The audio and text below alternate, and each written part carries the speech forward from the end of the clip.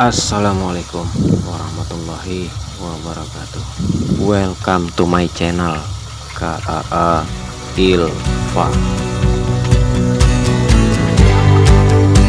Oh ya teman, kawan, sahabat semua, apa kabar? Semoga dalam keadaan baik, sehat, dilancarkan segala urusannya, disehatkan dan selalu dalam lindungannya beserta keluarga. Amin.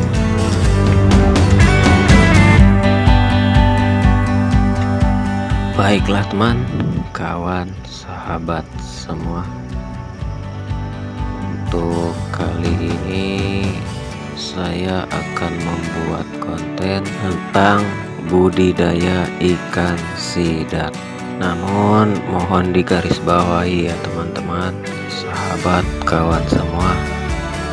Di sini saya bukan menggurui, hanya berbagi pengalaman, berbagi informasi, berbagi apa yang saya ketahui, dan tentunya semoga bermanfaat untuk yang lainnya.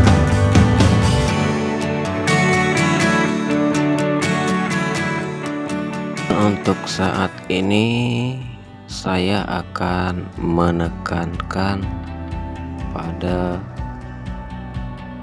kualitas air, dan berikutnya pemaparan atau penjelasan seputar ikan sidat. Apa saja yang akan saya bahas, teman, kawan, sahabat semua?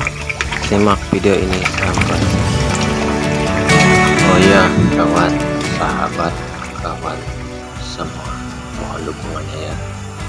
Tentunya dengan cara like, komen, dan subscribe agar channel ini terus berkembang dan tentunya memberikan manfaat. Baiklah teman-teman, untuk kali ini kita akan membahas tentang pentingnya menjaga kualitas air kolam. Salah satu di antaranya, kita perlu melakukan proses pembersihan atau perawatan pada kolam budidaya kita, teman-teman. Maka dari itu, dalam setiap kita budidaya ikan apapun, tentunya kita harus merawat kualitas air. Kualitas air menjadikan salah satu faktor penting dalam budidaya sidat ini, teman-teman. Kualitas air menjadikan salah satu kunci utama keberhasilan budidaya sidat, karena ikan ini sangat berbeda dengan ikan lainnya. Contohnya seperti lele, gurame, atau ikan nila. Karena toleransi ikan sidat akan kadar amoniak pada air sangatlah rendah, berkisar antara 0,25%.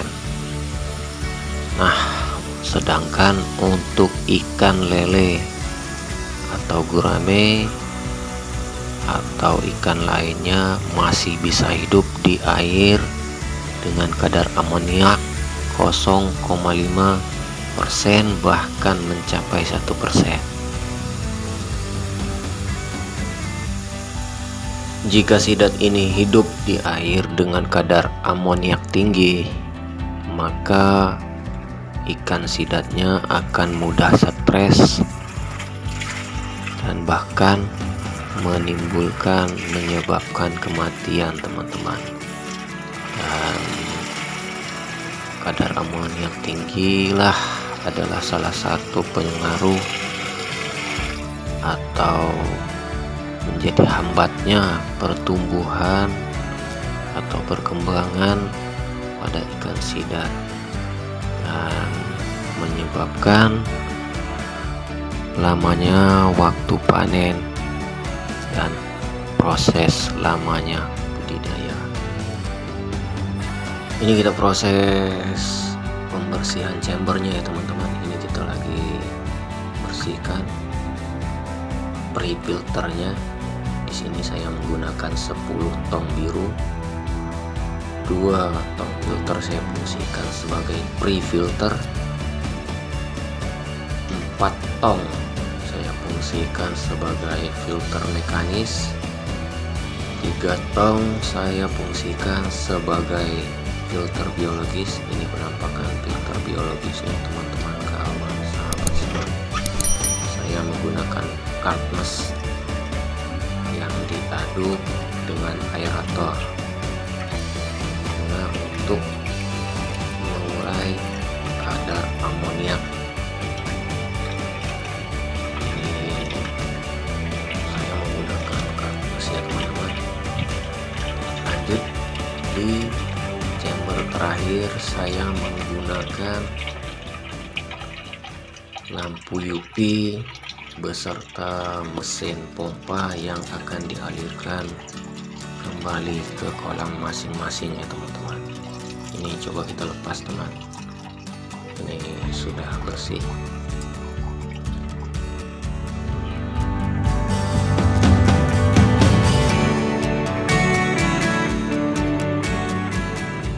Oh ya teman, mohon dukungannya ya teman-teman dengan cara like, komen, dan subscribe. Bagi yang sudah subscribe, saya ucapkan banyak terima kasih.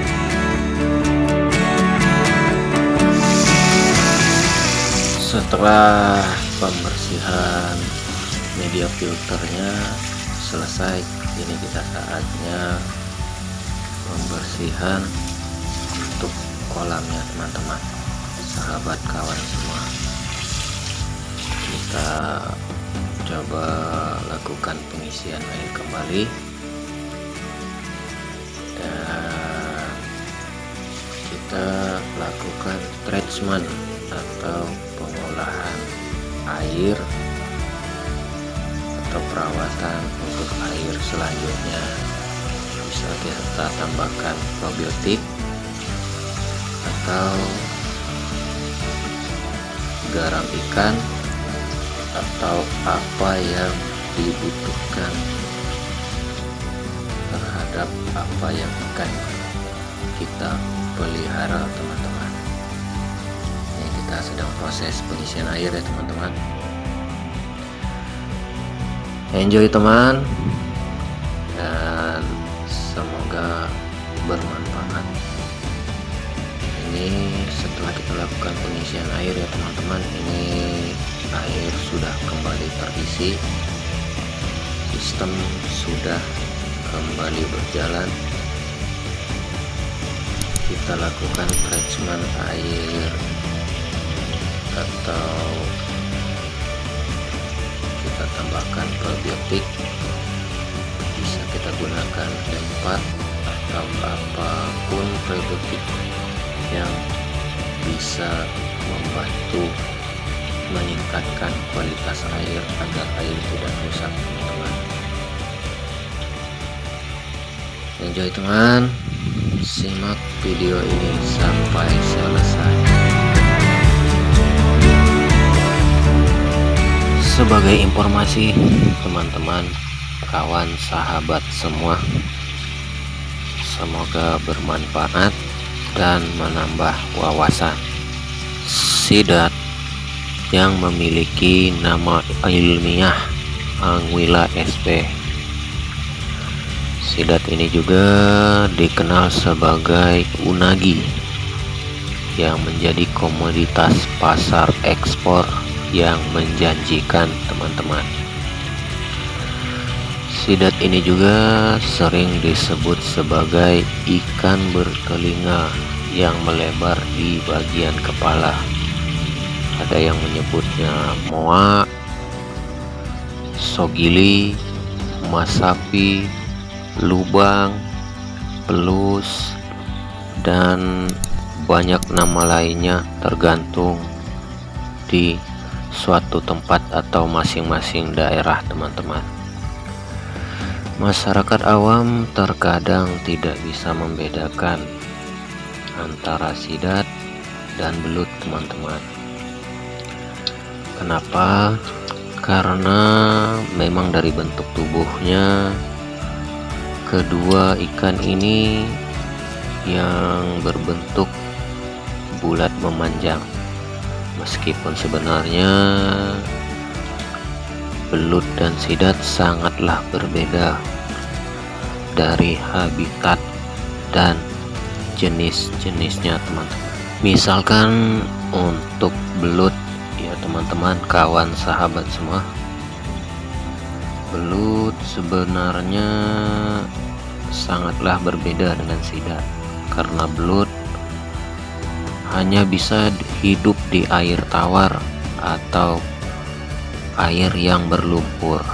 Nah, sedangkan untuk sidat hidupnya dalam istilah katarromus, yang artinya selama masa pertumbuhan sidat ini hidup di sungai-sungai air tawar. Namun ketika ikan sidat ini dewasa, sidat ini bermigrasi ke laut untuk memijahkan telur-telurnya teman-teman, kawan sahabat semua. Bisa diartikan juga berbanding terbalik dengan ikan salmon ya teman-teman. Nah, untuk sidat ini dia akan memijahkan telurnya di lautan teman-teman. Jadi sidat yang sudah dewasa yang adanya di sungai-sungai akan ke laut untuk memijahkan telurnya. Kemudian dalam perkembangannya telur-telur itu atau proses pemijahannya akan berubah menjadi glass eel atau sidat kaca yang kita ketahui pada umumnya. Dan glass eel inilah atau burayak daripada sidat inilah yang nantinya akan bermigrasi ke air tawar untuk bertumbuh menjadi sidat elver, pinjerling, hingga menjadi sidat dewasa kembali teman-teman. Di Indonesia sendiri teman-teman, kawan sahabat semua, sebagai informasi, dari adanya 19 spesies di dunia, terdapat 9 spesies adanya di seluruh perairan Nusantara Indonesia ini teman-teman. Di antaranya tersebar di perairan Pulau Jawa dan Sumatera, dan adanya bibit yang masih sangat berlimpah di alam.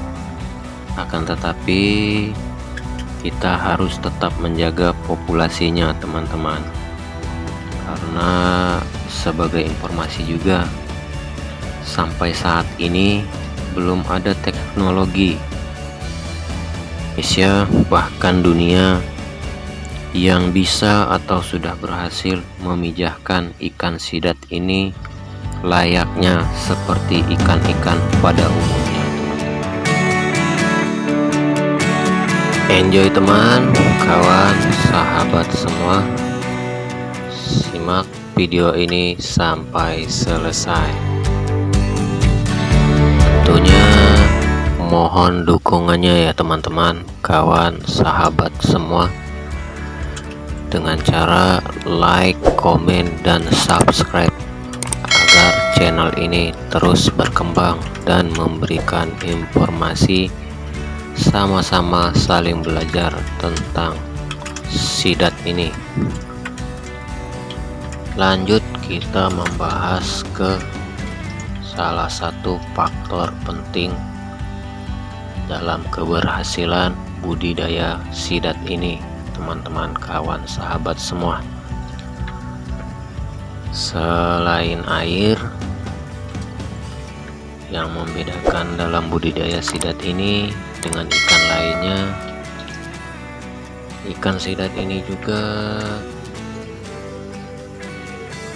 harus mengandung pakan dengan protein tinggi. Di antaranya pakan, kandungan protein pada ikan sidat ini tidak boleh kurang dari 40%, teman-teman, kawan, sahabat semua. Semakin tinggi kadar protein yang kita berikan kepada sidat ini, akan semakin bagus dan akan mempercepat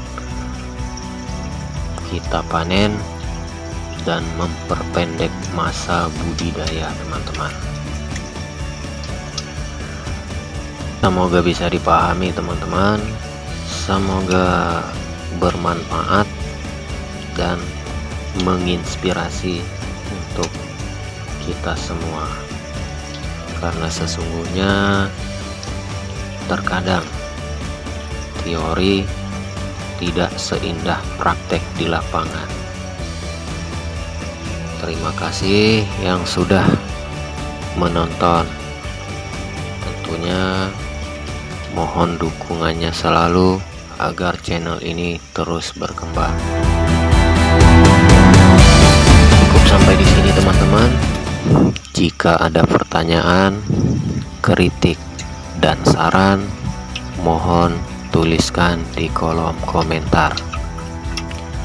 Namun jika ada kesalahan dalam penyampaian atau tutur kalimat kata yang kurang sopan, mohon dimaafkan. Sampai ketemu kembali di channel atau konten-konten saya selanjutnya. Akhir kata, billahi taufik wal hidayah. Wassalamualaikum warahmatullahi wabarakatuh. Thanks for watching.